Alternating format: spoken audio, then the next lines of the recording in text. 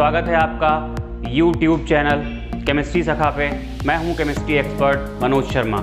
बेटा आपका चैप्टर चल रहा है केमिकल काइनेटिक्स और केमिकल काइनेटिक्स के हम आखिरी पड़ाव पे पहुंच चुके हैं। अगर आपको याद होगा तो जो प्रीवियस वीडियो लेक्चर था उसमें हम लोगों ने इफ़ेक्ट ऑफ टेम्परेचर को एक्सप्लेन किया था, कोलिजन थ्योरी पढ़ी थी, ट्रांजिशन स्टेट थ्योरी पढ़ी थी, कुछ नए टर्म्स आए थे, threshold energy, activation energy, collision frequency, ये सब। तो ये सारी चीज़ें जब आप प्रीवियस लेक्चर का एक बार रिवीजन कर लें उसके बाद इस वीडियो लेक्चर को आप देखने के लिए बैठें। तो जो रह गया है हमारे लिए यहाँ पढ़ने को इस लेक्चर में वो है अर्हीनियस इक्वेशन।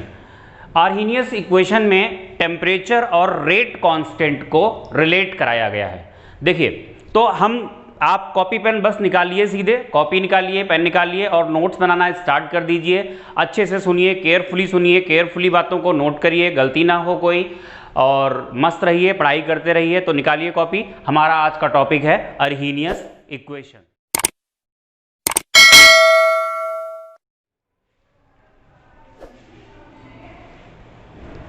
देखो बेटा, अगर आपको इतना याद है कि अगर किसी भी रिएक्शन के रेट की बात करते हैं तो निकल के आता है K, कंसंट्रेशन की पावर यहाँ पर होती है N ये होता है ऑर्डर ऑफ रिएक्शन, क्योंकि कंसंट्रेशन पर रेट डिपेंड करता है। और ये जो K होता है ये होता है रेट कांस्टेंट। पिछले लेक्चर में आपको ये बताया गया था कि जब हम टेम्परेचर को चेंज करते हैं तो ये चेंज नहीं होता है, ये चेंज होता है, जिसकी वजह से रेट ऑफ रिएक्शन चेंज हो जाता है। तो टेम्परेचर के साथ रेट कांस्टेंट कैसे वेरी करता है, इसको अर्हीनियस इक्वेशन के द्वारा समझाया गया है। क्या है अर्हीनियस इक्वेशन, बाद में इलेबोरेट भी कर लेंगे, लेकिन जो एकेडमिक लेवल पे है जिस तरीके से, तो रेट कांस्टेंट K दिया गया है, K is equal to A e की power minus EA upon RT। This is Arrhenius equation.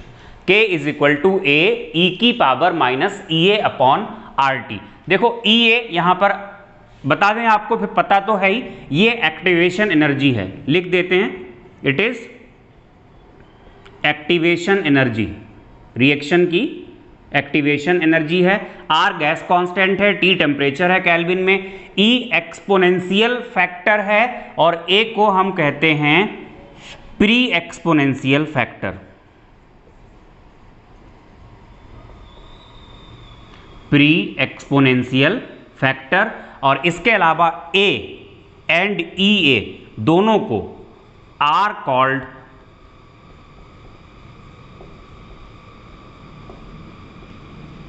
अर्हीनियस parameters.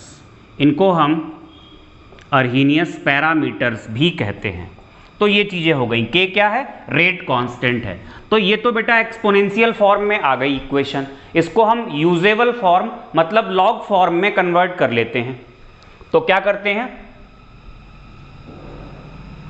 On taking log, तो पहले हम E बेस पे लेंगे तो क्या आएगा, ln E बेस पे होगा तो ln लिख दिया, ln K is equal to ln A, इसको पूरे को B मान रखा है तो A इंटू V।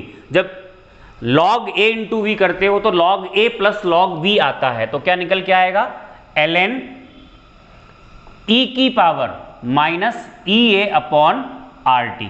ध्यान दें, ln K is equal to ln A, यहां पर आ जाएंगी powers, minus EA upon RT और ये हो जाएगा ln E।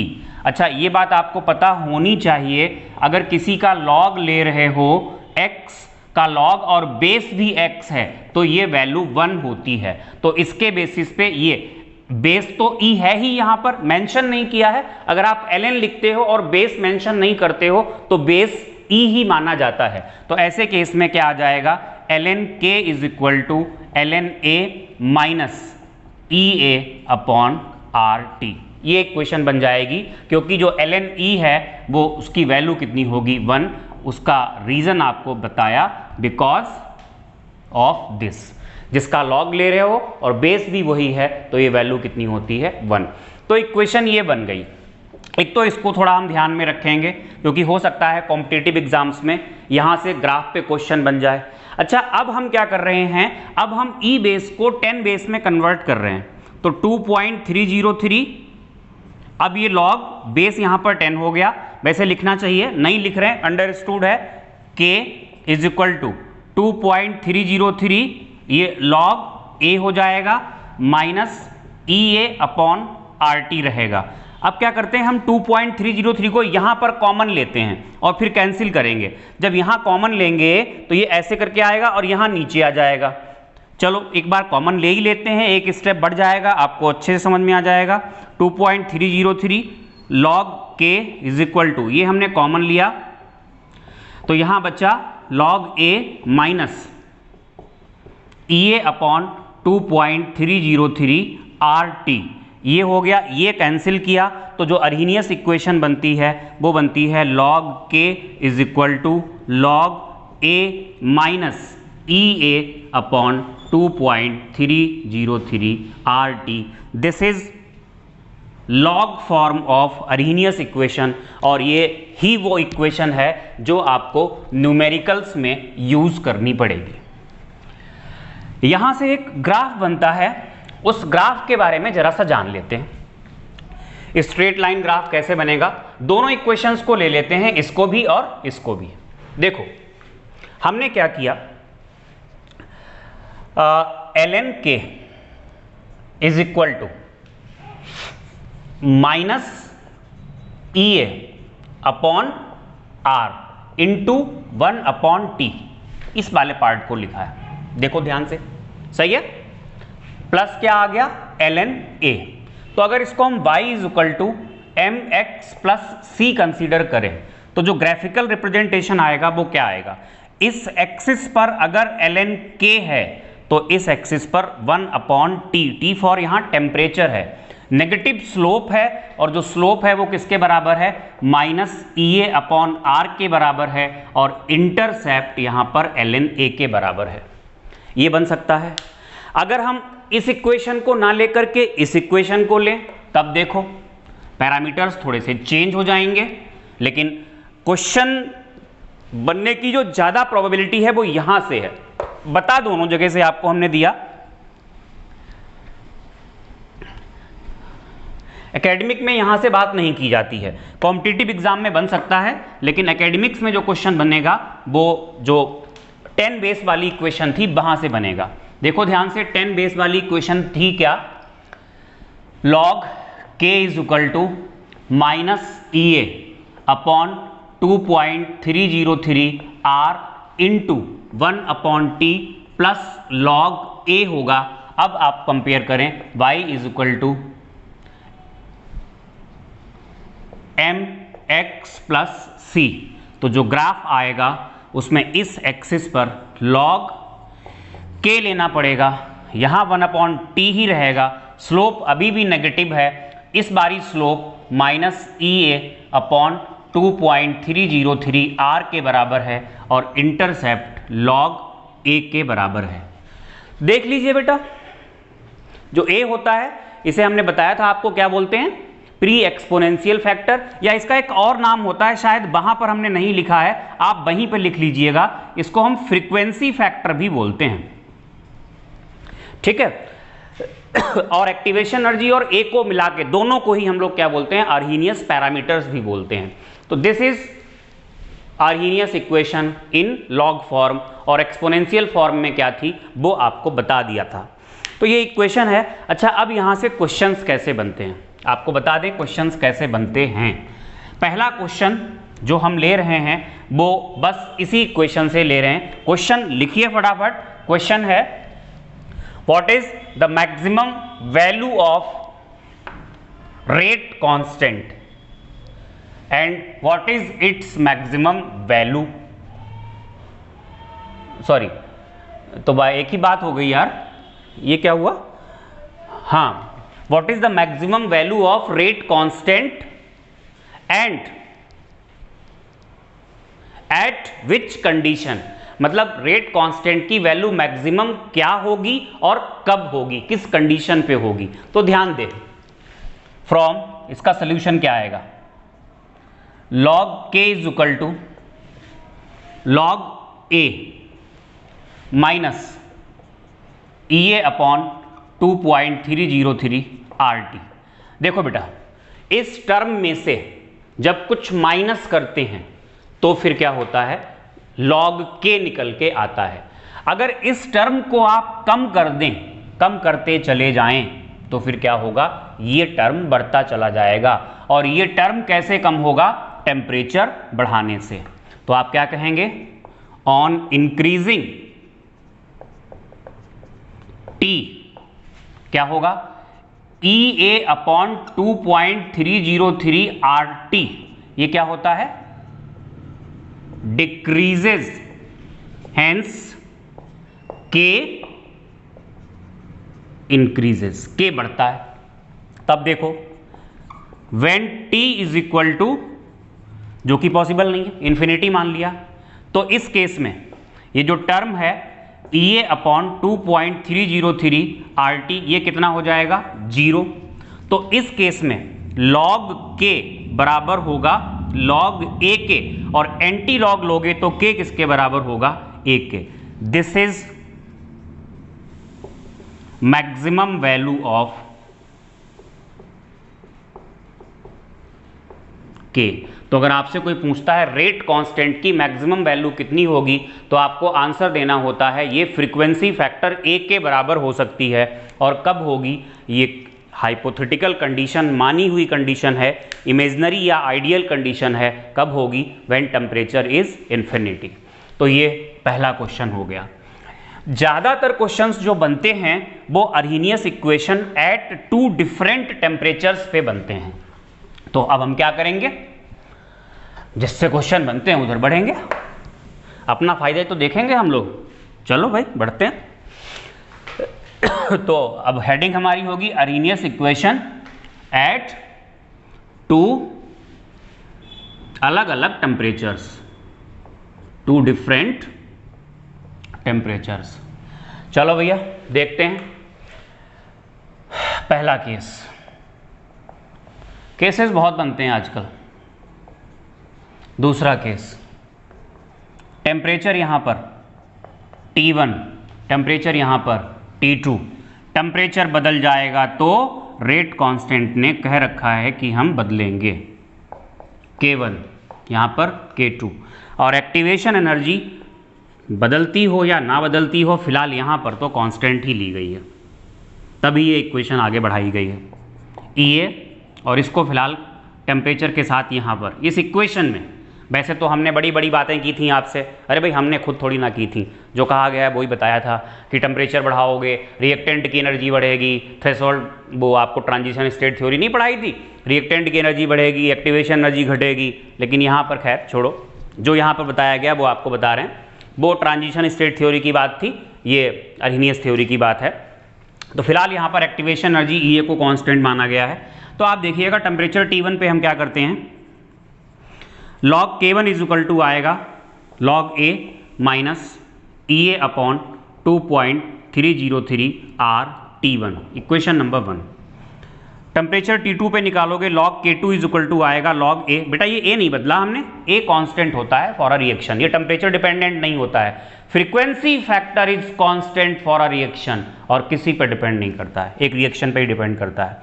Minus EA upon 2.303 ये RT2, ये इक्वेशन नंबर 2 हो गई। करते हैं इनके साथ कुछ, हिलाते डुलाते हैं इनको, गुणा भाग, डिवीज़न, मल्टीप्लाई, सब्सट्रैक्शन, मल्टीप्लिकेशन, जो भी कर मिले कर देते हैं। 2 को हम क्या करने जा रहे हैं, माइनस करने जा रहे हैं, 2 में से 1 को। तो ऐसा अगर हमने किया तो देखो लेफ्ट हैंड साइड में देखो जरा, आंखें घुमाओ इधर, लॉग इसमें से इसको माइनस करना है तो log K2 minus log K1, log K2 minus log K1 को हम लिखेंगे log K2 अपॉन K1, इसमें से इसको माइनस कर रहे हैं तो ये तो हो गया कैंसिल, ये चीज माइनस कर रहे हैं ये वाली इक्वेशन, तो ये प्लस में आ जाएगा टर्म और ये टर्म माइनस में ही रहेगा। तो क्या बनेगा, ध्यान दें, ये बनेगा EA upon 2.303 RT1 minus EA upon 2.303 R T2। कुछ कॉमन उमन दिख रहा है? नहीं दिख रहा है, कर लो फिर। EA कॉमन लग रहा है, EA भी है, 2.303 भी है, R भी है। 1/T1 माइनस 1/T2 सबसे ज़्यादा जो क्वेश्चंस बनते हैं वो यहीं से बनते हैं। ठीक है, तो ये अर्हीनियस इक्वेशन हो गई एट 2 डिफरेंट टेम्परेचर्स। तो यहाँ से क्वेश्चन लिखेंगे हम लोग। एक क्वेश्चन लगाते हैं, एक क्वेश्चन लगाते ही सारे कॉन्सेप्ट्स यहाँ के क्लियर हो जाएंगे। मैथमेटिकल तो होता ही है ये।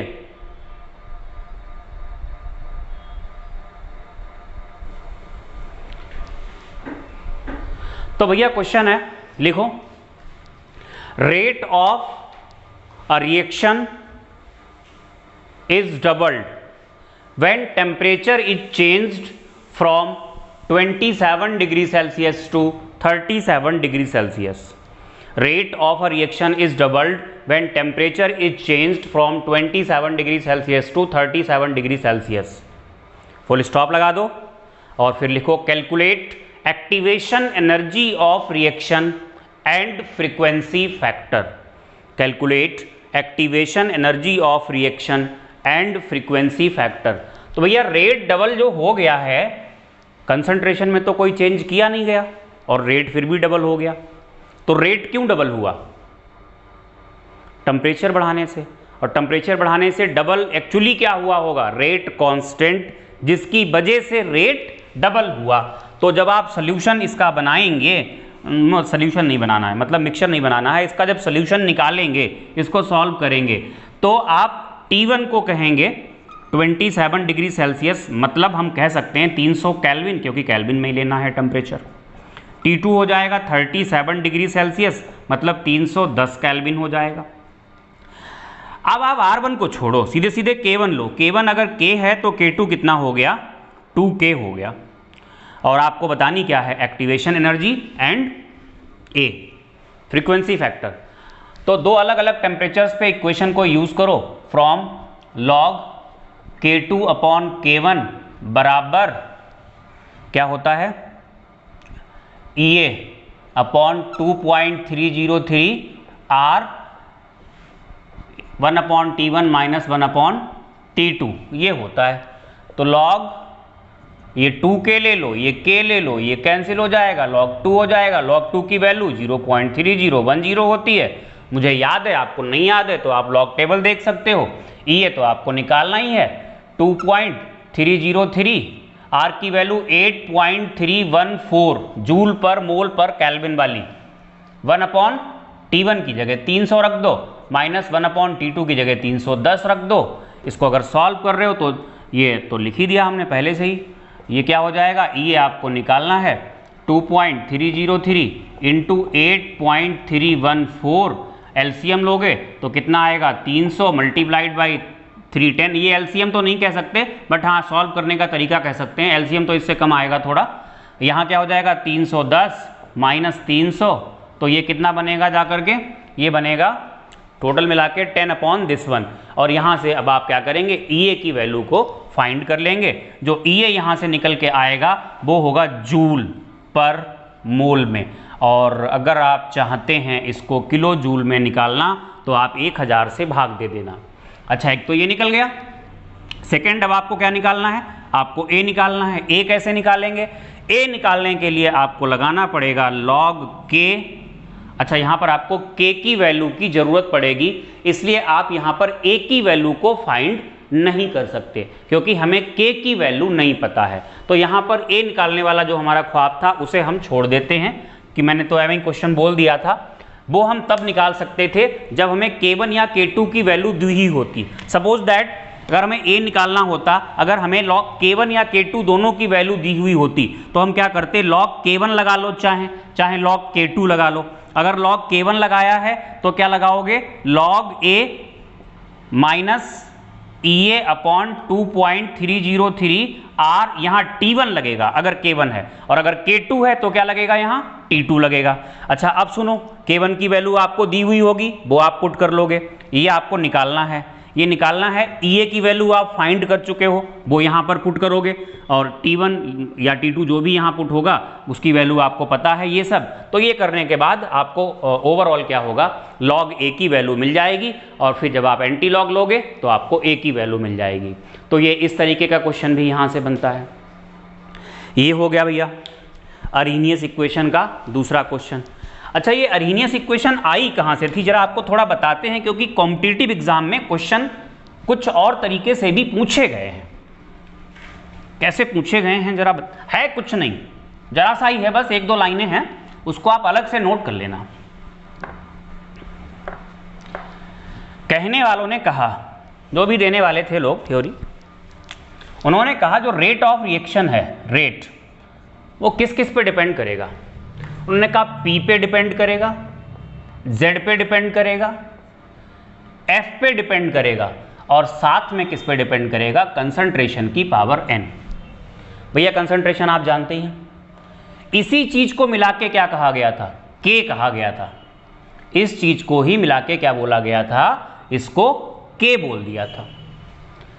अब ये P क्या है, P को दरअसल हम बोलते हैं ओरिएंटेशन फैक्टर। आपको याद हो जब मॉलिक्यूल्स प्रॉपर ओरिएंटेशन के साथ कोलाइड करेंगे तभी कोलिजन इफेक्टिव होगा, तो ये वो वाला ओरिएंटेशन फैक्टर, या इसे प्रोबेबिलिटी फैक्टर भी बोलते हैं।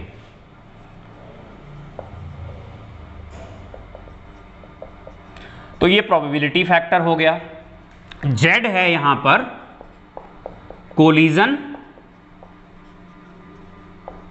फ्रीक्वेंसी, और P इंटू Z को ही क्या कहा गया, अभी बता देंगे। कोलिजन फ्रीक्वेंसी है, कोलिजन फ्रीक्वेंसी मतलब 1 सेकेंड में यूनिट वॉल्यूम में जितने कोलिजन्स होते हैं उनको हम क्या कहते हैं, कोलिजन फ्रीक्वेंसी। और F क्या है, F है fraction of molecules having energy equal to और मोर देन ETH, जिसकी एनर्जी थ्रेशोल्ड एनर्जी से ज्यादा या उसके बराबर है, सो दैट कोलिजन हो तो कोलिजन कैसा हो जाए, इफेक्टिव। तो ये था, यानी के अच्छा इसकी वैल्यू कितनी होती है, ये वैल्यू दी गई है, ये वैल्यू होती है E की पावर माइनस EA/RT। दरअसल यहीं से क्वेश्चन पूछा गया है।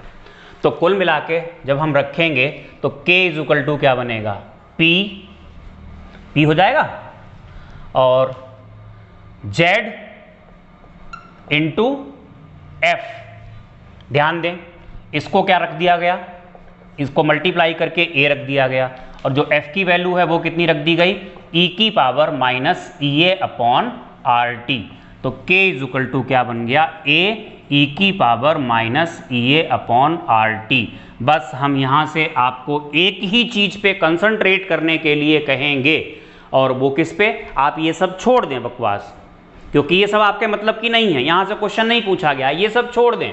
बस आप इतना याद रखें, ये वाला जो इतना पार्ट है जिसको हम डार्क गोले के अंदर कर रहे हैं, ये है E की पावर माइनस EA/RT, ये है F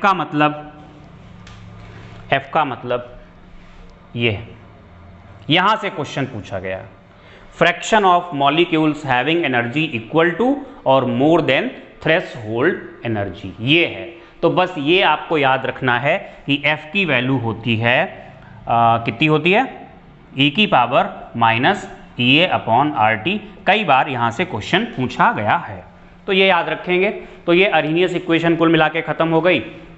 अब इस चैप्टर में बेटा जी कुछ बचा नहीं है, कुछ और फैक्टर्स भी मैंने आपको लिखाए थे, जैसे सरफेस एरिया। सीधी सी बात है, सरफेस एरिया ज़्यादा होगा तो रेट ऑफ रिएक्शन बढ़ेगा। एक फैक्टर आपको लिखाया था nature of reactant, ionic compounds ज़्यादा रिएक्टिव होते हैं, फिर कोवेलेंट उनसे कम रिएक्टिव होते हैं, ये देखा गया है, उसमें इतना हो सकता है।